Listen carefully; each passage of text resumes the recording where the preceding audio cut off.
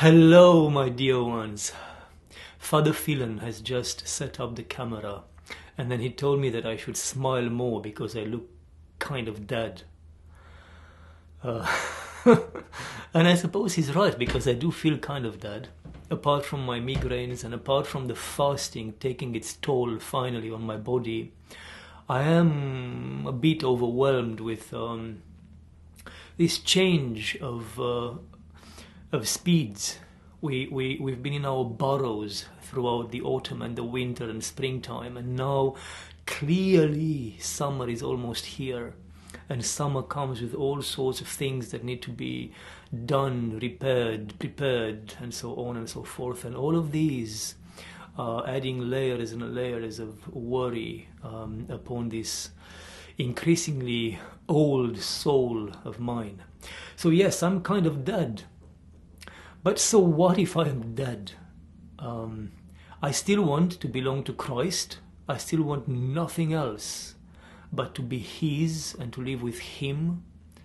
When I'm dead, when I feel alive, when I'm virtuous, which almost never happens, or when I'm sinful, which seems to be the default of my life, no matter how I am or how I feel, the one thing I want is that I want to be with Christ, and I still need to do all the things that need to be done in order for Christ to see my love, and hopefully one day when the time comes for Him to open His arms and receive me.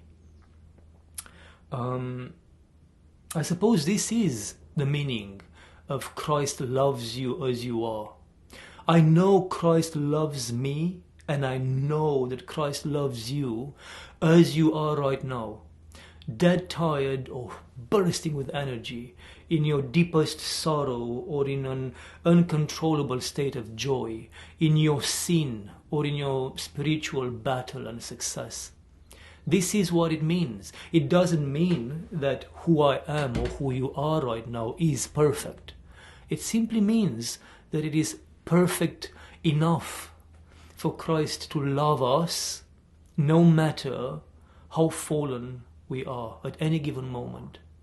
It is good enough for Him to embrace us in that state, and that is a good enough beginning for Him to begin the process of transformation, the process of making us into whom He truly wants us to be, into those persons whom we were created to be.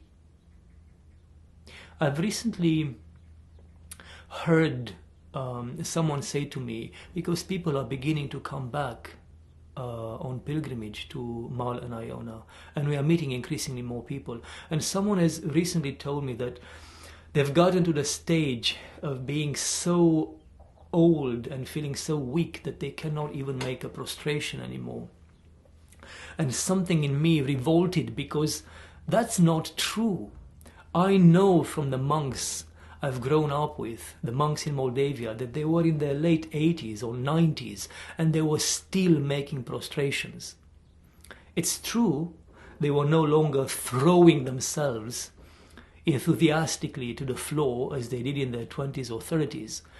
In your 80s or your 90s, or even in your 40s or your 50s, when you're riddled with tiredness and migraines and worry, you no longer throw yourself up on the floor, because you might no longer be able to get yourself up. But you can very slowly, from standing up, you can just put yourself on a chair and sit yourself there until you get adjusted to it, and from the chair you can kneel down and just wait there until your blood pressure and everything in your head gets adjusted to that, and then you can put your head on the floor, and then you can get up again very gradually, very slowly, with deep humility before God for this state which you've reached, and also with a healthy sense of humor. And God receives all of this. God receives this one prostration that you can make per 2 or 3 minutes better and with more joy and more love than He received the 100 prostrations I used to make in a few minutes, 10, 15 minutes, when I was in my 20s. Because right now, this one prostration I can make in a minute is all I have. And when I give him a few of these prostrations, I really am like that poor widow in the Gospels. I'm giving him everything I have. It's no longer like when I was young and healthy, when I could have given him 1,000 prostrations and I only gave him 100. Then I gave him out of the abundance of my gifts, the abundance of my health and of my youth, and I only gave him what felt comfortable to me. Now the question of comfort simply doesn't exist anymore, and I give him everything I have. And I use myself as an example, but really this is something I say for all of you out there, who either because you feel so fallen in your sin, or so despondent, so sad, so old, so ill by any reason, that you feel you can't even get yourself to make one prostration before Christ, or one bow, or one anything. It's not true, my beloved ones. Take things slowly. Take things with humility.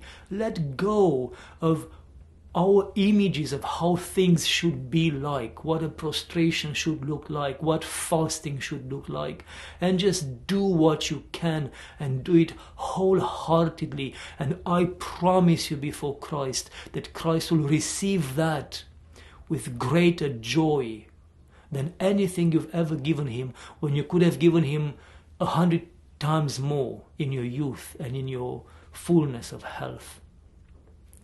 Be truly who you are. Who you are even in your sin. Who you are even in your fallenness. Because Christ will get you, and then he will start transforming you, shaping you, rebuilding you, creating you anew into that saint whom he created you to be in the first instance. The worst thing to do is to pretend that you are something you're not. Do you see how in the world around us that seems to be the main temptation of the world? Everybody wants to be something that they are not. Whatever you are, that's not good enough. You want to be something else. And that creates a world that is entirely fake and confusing and confused, where you are no longer yourself, and where you impose upon those around you reactions that are not real, are not authentic. The people around you will respond thinking what you need to hear, what you would like to hear, because they want to be supportive of you, of your choices, even if they think that those are bad choices. So then you create this world where you are no longer yourself. The people, even those who love you, who surround you, no longer have their honest, authentic reactions towards you, because they present you with faces and responses and emotions that are not their own. They are a reflection of what they assume you need from them. And then you've created this false environment in which nothing is really what it is. And everything is dictated by this confusion and falseness, which we initiate because we think that our lives here should be comfortable. As soon as there is pain, as soon as there is discomfort in our life, we want to change it, we want to repair it at whatever cost.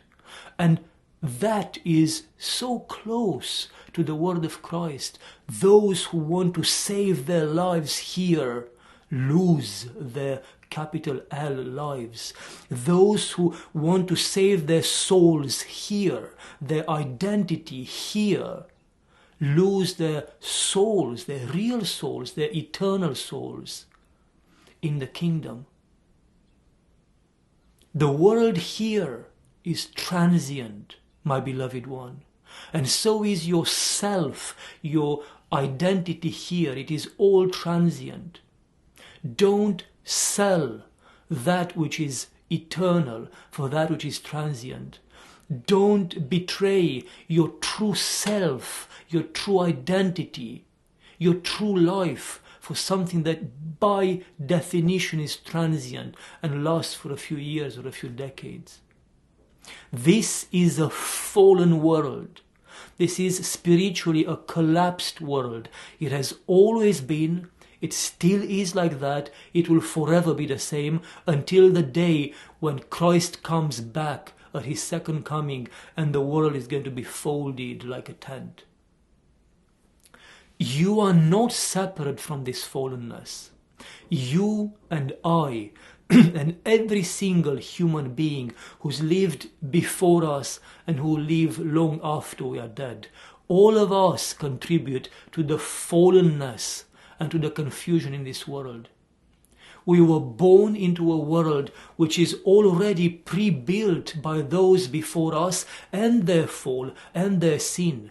And then we are just a product, and we bear the effects of this generational accumulation of sin. This world is fallen. Don't seek the permanent, the perfect, the joy and the happiness, the fulfillment, the true, authentic you in this transient, false, inauthentic, confused reality of the world we live in.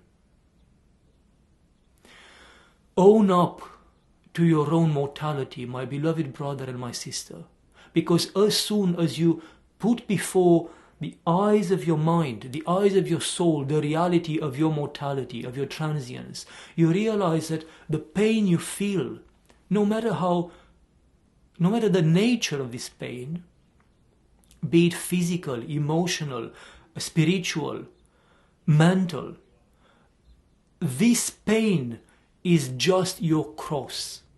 We are all born with a cross, and it is in lifting up this cross, not once, not twice, but 100 times a day or an hour or a minute, lifting it up and not allowing it to crush us down. It is by carrying this cross with gratitude, with love, and hopefully, God willing, one day helping our brothers and our sisters carry their crosses as well. It is in this that our true, authentic, eternal selves are being revealed, including to ourselves. Including to ourselves, because we don't really know who we are. We are still mysteries, sacraments to ourselves. I have no idea where I started. I have no idea how I got here, but this is where God has taken me. So I trust that something in this is helpful to someone there behind that camera. We love you. We carry all of you in our hearts. Thank you especially to those of you who have joined our online community. You can find details about that in the first comment of this video and in the first comment of almost all our videos, because the online community allows us to keep in touch with you on a daily basis, to pray for you daily, to answer your questions daily, to share with you updates about the monastery that perhaps not everyone, really is interested in. And your support keeps our lives here in the Scottish Isles alive and possible and moving forward. Be blessed to the core of your being, my beloved brother and sister. Amen, amen, amen.